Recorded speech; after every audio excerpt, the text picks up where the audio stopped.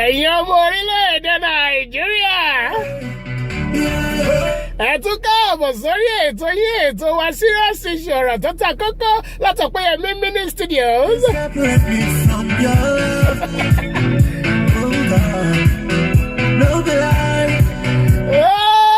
Ó tọ́jọ́ mẹ́ta kú dédé àsìkò yìí. Èmi náà ni ọ̀rẹ́ yín, olólùfẹ́ yín, ọmọ yín, ọ̀rẹ́ yín pàtàkì. 4, 5, 6, 7, 8.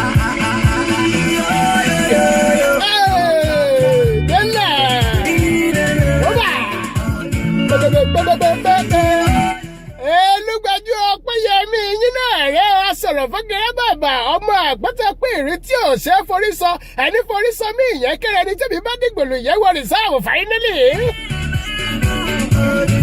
Ọmọ ọba ọ̀run àmọ́ alóhùn tó yìnbó ní alóhùn lọ́dún bí ìyèrè.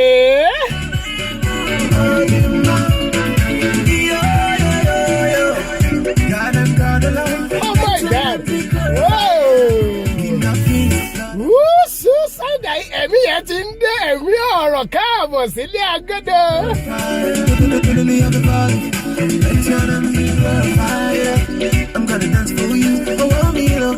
Ọwọ́ ẹ̀rọ ńlá bá wọlé lẹ́nìí torí pé ó níbi tá a ń lọ lórí ètò lẹ́nìí. Àdúnṣe bẹ́ẹ̀ ó parí lọ wẹ́rẹ́dẹ̀wẹ́rẹ́ rẹ̀ adúpẹ́ fọlọ́run èmi àti ìlẹ́jọ bẹ̀rẹ̀ January wẹ́rẹ́dẹ̀wẹ́rẹ́ ọdún 2015 tó ń parí lọ náà rèé. Ẹ̀yin ò sọnù èmi ò sọnù à ń ṣe bẹ́ẹ̀ à ń pàdé ara wa lórí ètò yìí ní gbogbo ìgbà tá à ń pàdé adúpẹ́ lọ́wọ́ Ọlọ́run o wípé ẹ̀yin wà lọ́run yẹn ẹ̀ ń jẹ̀gbádùn mi èmi náà ṣe bẹ́ẹ̀ mò ń kó yín jẹ rọ́ṣọ̀.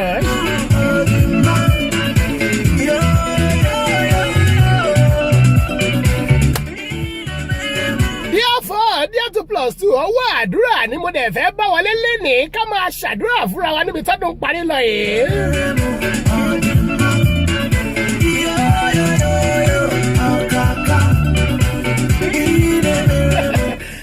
Ní sórí ibú ní sórí ibú níbi tọ́dún parí lọ yìí o.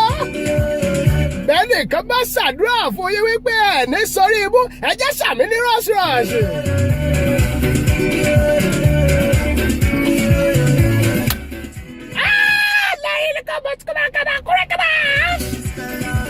Ó lágbára ọjà rẹ ẹ wò ó níbi tọ́dún parí lọ yìí àwọn kan máa ṣe collective orí ibú.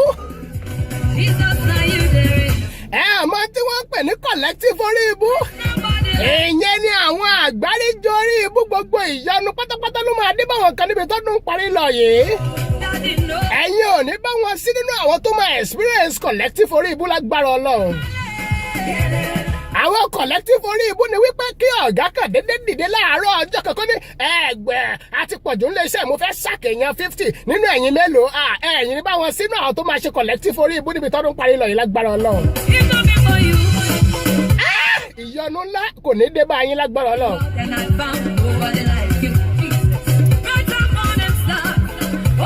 Aláwọ̀ kan máa ṣe individual orí ibú níbi tọ́dún parí lọ yìí. Àwọn orí ibú individual ní orí ibú tí ò ṣe é sọ síta.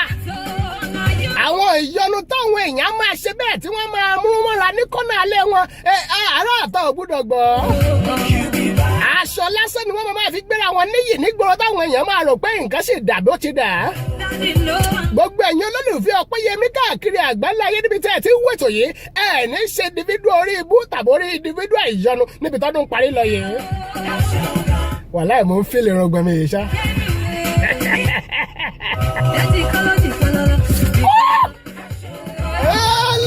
Ó lágbára mi ò serious.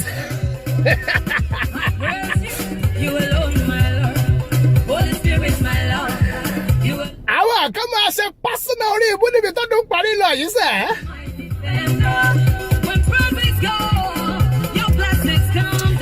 Àwọn tó ṣe pásínà orí ibú ni láàárín ọ̀pọ̀lọpọ̀ ènìyàn tí wọ́n nìkan ló máa dá yàtọ̀ láàárín ọ̀pọ̀lọpọ̀ àwọn tí wọ́n bá ọ̀pọ̀lọpọ̀ èèyàn ló máa lọ fún interview wọ́n lè gba gbogbo ènìyàn ṣùgbọ́n òun nìkan wọ́n máa dá yọ́ sọ́tọ̀ nítorí pé òun ṣe pásánà orí ibú lọ́wọ́ ẹ̀yin ò ní báwọn ṣe pásánà orí ibú níbi tó dún parí lọ yìí lágbára Ọlọ́run.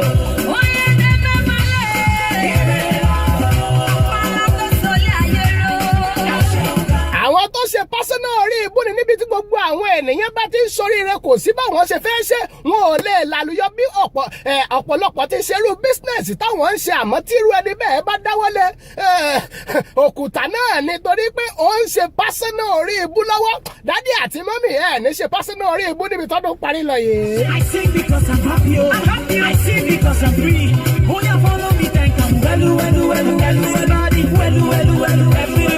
Bí ọdún 2015 ṣe ń parí lọ yìí ànáwọn kan máa ṣe personalized orí ibú.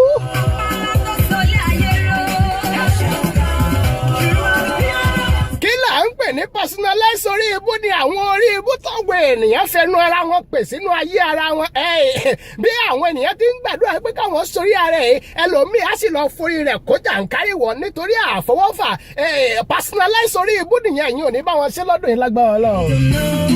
What you meant to me, they don't understand the way that I feel.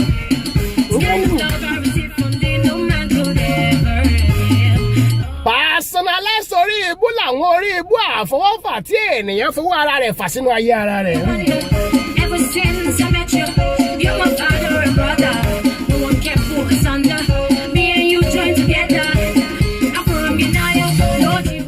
Àwọn kan ti sọrí ilé ní ọdún 2015 yìí. Bẹ́ẹ̀ níbi tọ́dún èyí tó kù kó parí sí àwọn kan tó sì máa ṣoríire. Nínú àwọn tí ó máa ṣoríire yẹn ibẹ̀ lẹ́yìn àti èmi wà á sì máa tábú ní 2015 kò tí ì tán sà.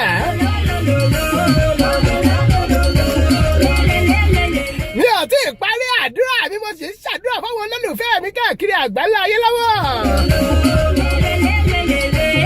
Ṣé ẹ rí níbi tọ́dún yìí kò kó parí sísà ẹ̀ ní ṣe connected orí ibú? Àwọn fìkanra kan orí ibú ni wọ́n pè ní connected orí ibú sà.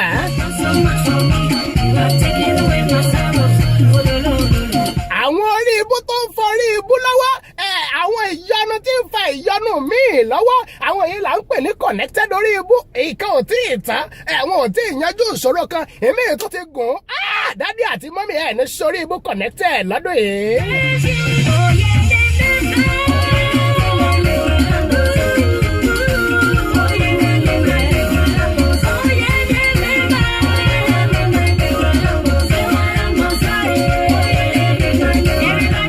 Orí ibú tí máa sọgbẹ̀ yìí ni accepted àwọn orí ibú tí wọ́n máa fi orí ibú lu àwọn kan ó lè wá ní in form of business ó lè wá ní in form of ọ̀rẹ́ ó lè wá ní in form of girlfriend àbí ìyàwó àwọn accepted tàbí acquired orí ibú ní báwọn ṣe lọ́dún yìí. Ẹlòmíì a sì fọ orí ibú sínú ayé rẹ̀ ní báwọn acquire orí ibú. Gbogbo ẹ̀yin single tẹ́ ń gbọ́ mi tẹ́ tí níyàwó tàbí tẹ́ tí lọ́kọ ní àkúáyé orí ibú níbi tọ́dún yìí kò kó parí sí lágbára Ọlọ́run. Àwọn kan ṣe rántí eléyìí tí wọ́n ti gbé láti bí 40-50 years ago. Àkúáyé orí ibú alẹ́ àríwá wọn ṣe níbi tọ́dún yìí kò kó parí sí lágbára Ọlọ́run.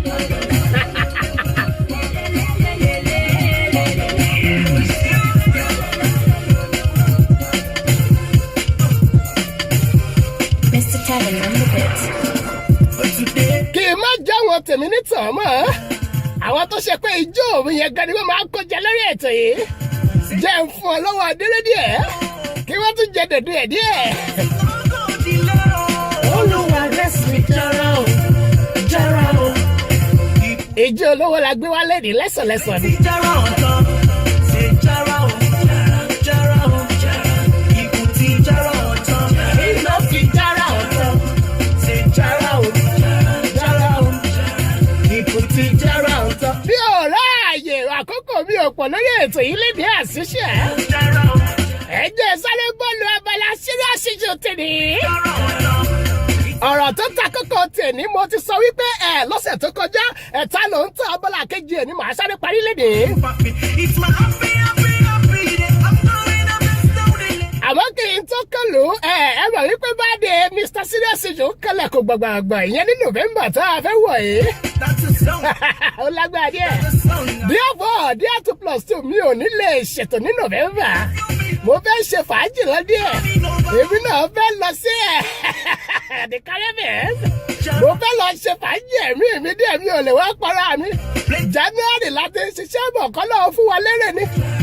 Therefore, Dare 2+2 bàbá lábúlé àti Pastor Orímọpá ló máa ṣètò ní November.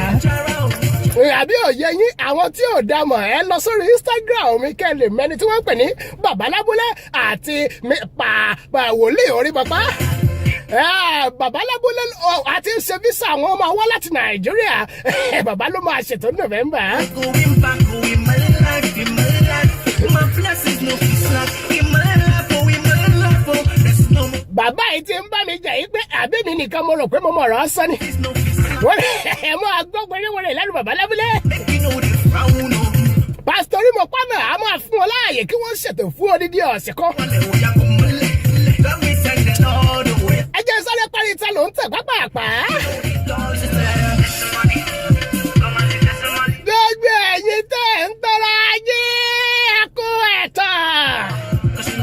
Gbogbo ẹ̀yin tẹ́ mọ́ pààrọ̀ àṣẹ̀ǹtì ní ìṣẹ́jú. Tálẹ̀ ń tàn gan. Bẹ́ẹ̀ kò sí kankan lọ́wọ́ yín èbó ilẹ̀ fi ń tú gbogbo èèyàn jẹ. Ta ló ń tàn? Ó jẹ́jẹ́ wọ rẹ̀ káyé lè dá sọ́rọ́ ẹ. Ṣíà kò gbálẹ̀ ìwé kọjá o àmọ́ tó bá ń sọ you know what's up àṣì ìtọ́gbẹ́lẹ́nu àwọn èèyàn náà ní ń sọ yẹ́ tọrọ ààrẹ jẹ́wọ́ rẹ̀ ká lè dá sọ́rọ́ ẹ. Don't make my life so easy. Ó lágbára lẹ́nìí. Ta ló ń tàn ni mo sì wà lórí ẹ̀. Sugar my tea. Gbogbo ẹ̀yin yálẹ̀.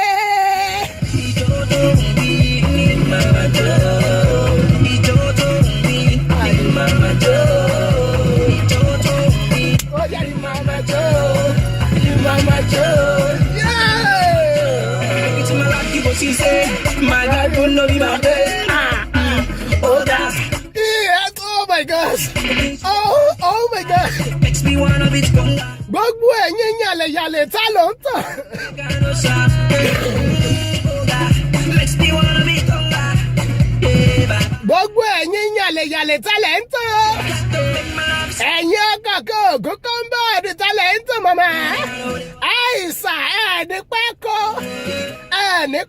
gonorrhea àti gbogbo àwọn syphilis àti gbogbo àwọn sexually transmitted disease. Ìgbà yẹn làṣírí yín máa tú.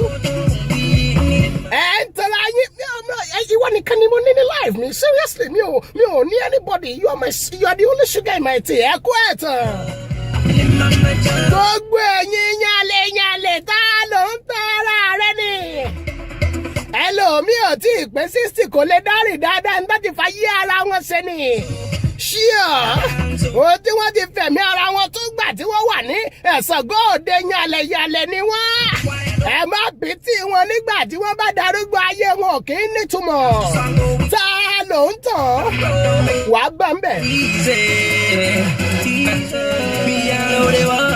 Gbogbo ẹ̀yin tẹ́ ẹ máa ń fi virginity tọ́ gbogbo àwọn brọ́dà àtàwọn ọkùnrin jẹ́. Seriously, I'm a virgin. Mo understand nǹkan tó ń sọ. Àṣírí ẹ̀ máa tún lálẹ́ ọjọ́ wedding. Oh my goodness. Oh my goodness. Ojú mi ti rí tán. Àwọn bájì fèkì ló pọ̀ ń gbọ́rọ̀. Ta ló tàn àwa náà mọ̀ pé bájì òfin bẹ́ẹ̀ pọ̀ ń gbòòrò mọ́. Ẹ jẹ́ kò wá nídìí ipò tiẹ̀ tí wọ́n ń fakọ́ sí kò ṣe dandan àmọ́ wàá rẹ́ni fẹ́. Àbí tá a sọ yìí wàá sì rẹ́ni fẹ́ bó kì í ṣe fájì òní ìdàtí purọ́. Yé tọrọ ẹ̀ ta ló tàn ìyẹn labala tá a kọ́ lò wá.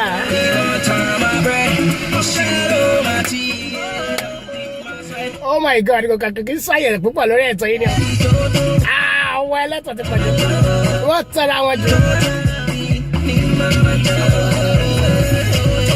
Gbogbo ẹ̀yin ọmọ jẹ́jẹ́ wèrè tọ́ọ̀gì nígboro tá ló ń tàn.